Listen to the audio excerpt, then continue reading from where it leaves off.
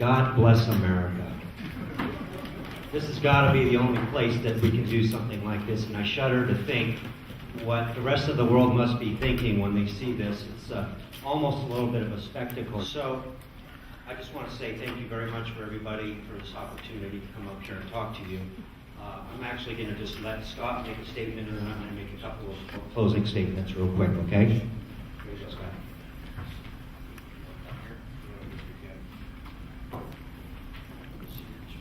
Ladies and gentlemen of the Council and of Twin Falls, I want to say I really appreciate the opportunity to be here to kind of clean up on this whole show here.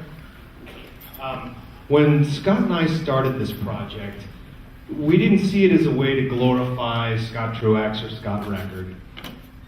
And it wasn't necessarily about the money either. What we wanted to do was tell the story. We wanted to tell the story about two inspirational Americans, and that's Robert Knievel and Robert Truax. One of them had the crazy idea to jump a canyon. The other one had the technical skill to pull it off. The pursuit of that dream ended up influencing an entire generation of young men like me. And it instilled in us the idea that if you can dream it, you can do it. Along the way, though, we came to realize the story wasn't just about Knievel or Truax or Twin Falls, but it was a story about America and the American spirit, that idea that nothing is impossible. Somewhere along the way, though, things started to get a little crazy. There were other applicants that they came to tell their stories. One of them had a lot deeper pockets than we did. As it turns out, though, losing the auction wasn't the end of our story. Many of you may or may not know that the Snake River Canyon was not Evel Knievel's first choice. He originally wanted to go from the Grand Canyon. But when the government told him no, he went for the next best thing, the Snake River. Soon after losing the auction, I found myself wondering, what would Evel Knievel do? It was at that moment that Scott and I decided to search for somewhere else to tell our story. As a result, we secured privately held land and are currently pursuing the necessary permission to jump at that site, build our ramp, launch our rocket.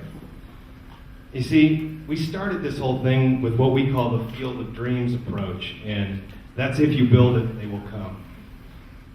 2 weeks after Scott and I met, we started collecting rocket parts and building our rocket. And because of that, it's well on its way to completion. We're using this opportunity to officially withdraw from the process here and lend our support to the only guy that really has the permission, and that's Ed Beckley. We're not going to be fielding any questions because this council will not be looking over our application. However, we'll be available for questions, and if anybody wants to check out the progress of our project, you can check out us on Facebook at Return to Snake River. Thanks. Back to Scott. I wasn't able to play this video. I'm not sure if I'm doing something wrong.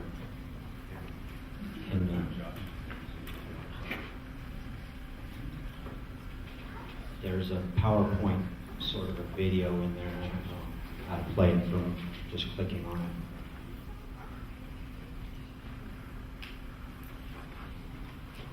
So it's right here. Does that play or?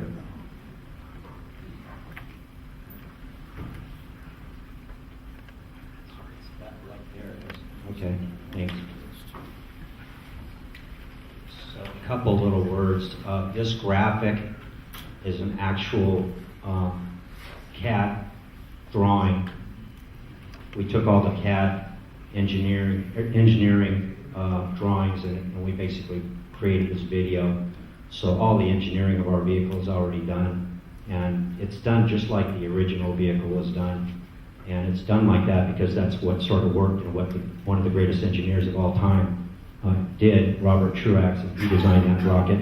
And we're basically trying to just cured history. That's what we're trying to do. So that's pretty much all we have to say. I do have some what are they? I have an application for the County of Jerome that we basically met with them, and we're willing to hand that out to any media that needs it, and we'll just stand for questioning, I guess, from the media. Thank you very much.